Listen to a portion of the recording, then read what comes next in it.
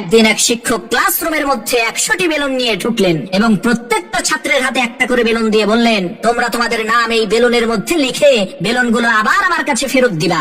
শিক্ষকের কথা অনুযায়ী সমস্ত শিক্ষার্থীরা বেলুনের মধ্যে নাম লিখে শিক্ষকের কাছে ফেরত দিল। তখন সেই শিক্ষক সবগুলো বেলুনকে একসাথে এলোমেলো করে মিশিয়ে ক্লাসরুমের একটা জায়গায় রেখে দিলেন। এরপর সমস্ত শিক্ষার্থীদের উদ্দেশ্যে বললেন, তোমরা এই 100টা বেলুনের মধ্য থেকে ওই বেলুনটাই আমার কাছে নিয়ে আসবা যে বেলুনটার মধ্যে তোমার নাম লেখা আছে। মনে রাখবা, তোমার হাতে সময় মাত্র 1 মিনিট। শিক্ষকের এই কথা শোনা মাত্র এই সমস্ত শিক্ষার্থীরা তাড়াতাড়ি করে তাদের নাম লেখা বেলুনগুলোকে খুঁজতে লাগলো। মুহূর্তের মধ্যেই সৃষ্টি হলো এক হুলস্থুল পরিবেশ।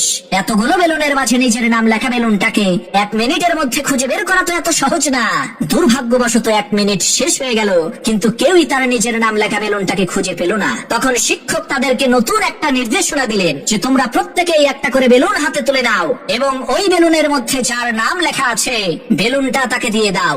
সমস্ত শিক্ষার্থীরা শিক্ষকের কথা অনুযায়ী তাই করলো। এবার দেখা গেল 1 মিনিট সময় শেষ হওয়ার আগেই প্রত্যেকটা বেলুন তার প্রকৃত মালিকের হাতে পৌঁছে গেল। তখন সেই শিক্ষক বলল, এই দুনিয়ার সুখ ঠিক এমনই, তুমি যদি নিজের সুখটাকেই খুঁজতে থাকো তাহলে ওই সুখটাকে খুঁজে পেতে তোমার অনেক দেরি হবে।